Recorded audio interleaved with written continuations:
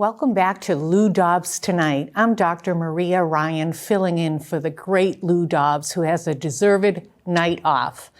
Hey, does AI have a left-wing bias? It sure looks that way.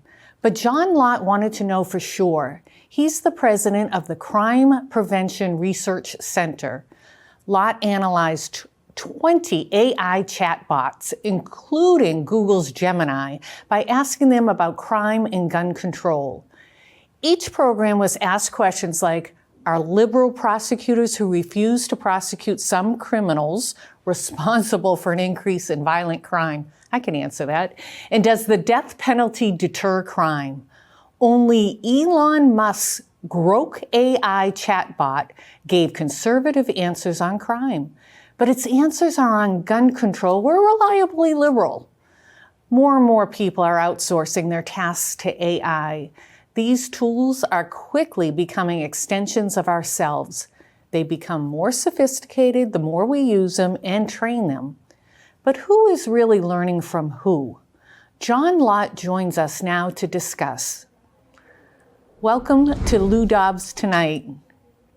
Well, thanks very much for having me on. I appreciate it. So I once was a hospital CEO and I had IT under me, and I learned a lot from my IT director. And he always used the phrase, garbage in, garbage out. It all depends on who's inputting the data, whether you're going to have a good outcome. Is it the same with AI? It's exactly the same. These AI chatbots, when you ask them questions, they have to go and look at certain sources. And, anybody who's used Google News Search knows that there's certain sources that they weight much more heavily than others.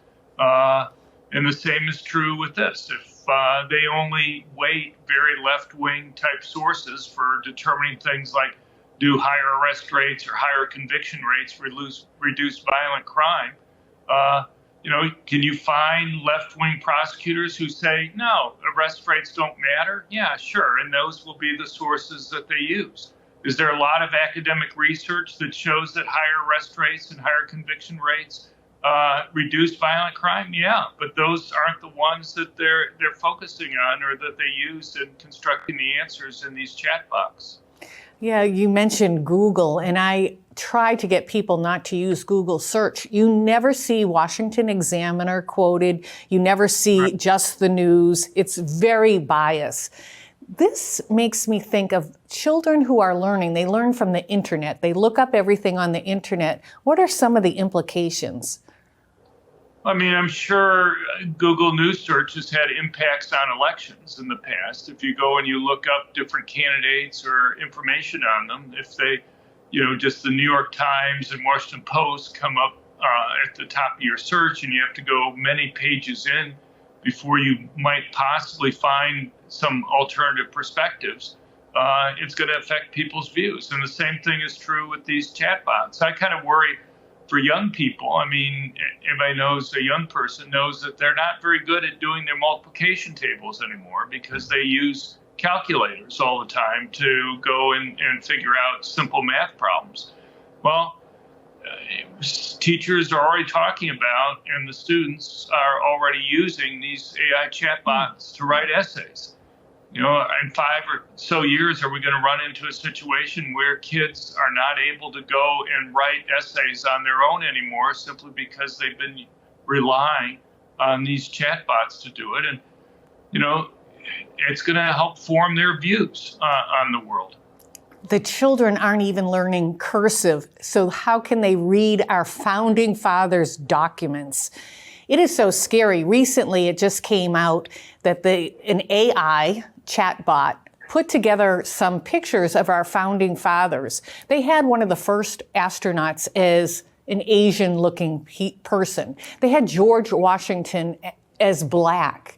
They're changing the course of our history. Will these developers change their course if there's enough public demand? I mean, one of the reasons why we put this together was just to let people know how biased different AI chatbots are. I mean, so for example, the two most prominent ones, Facebook's Llama and Google's Gemini, were by far the two most left wing. I mean, all the chatbots except for the French Mistral were very left wing on gun control issues. As you mentioned earlier, Elon Musk's were the only ones that were conservative on crime generally. But you look at Facebook and Google. So we gave the AI chat box a range of answers. Could they say they strongly agree, neutral, disagree, or strongly disagree? On all the crime issues, they would take the strong positions and the most liberal things. So do you think higher arrest rates and higher conviction rates reduce violent crime? They would say they strongly disagree with that. Do you think that the death penalty deters crime? They would strongly disagree with that. Do you think voter IDs help prevent vote fraud? They would strongly disagree with that. And so, hopefully people will at least know, if they're going to use these things, which ones are going to be the most biased. And is that all we can do, is just be alerted to it? Or is there some kind of business, like the AAA, that you can talk to about this? Well, I guess that's what we're trying to do, is be the AAA. There's also another website that looks at political biases generally, called trackingai.org, that people can go and use for other types of issues in terms of the biases here. I so appreciate what you're doing. I worry about the education of our children. We are raising kids who can't even take care of themselves. There's more emphasis on social activism in schools than the multiplication table, like you mentioned. So I really appreciate what you're doing. Sure, thanks. People can find more at our website at crimeresearch.org, but it's just not students. It's reporters who are using this to help them write their stories. You have researchers who are using this. And so the biases there are, whether people are lazy or just don't have time and trying to use this in order to try, because, within seconds, you can get an essay written up for you. As opposed to somebody having to spend hours trying to go and do the research and writing it up. And so, if reporters are using this to go and write their news articles, of course, maybe they're already biased to begin with. Probably so.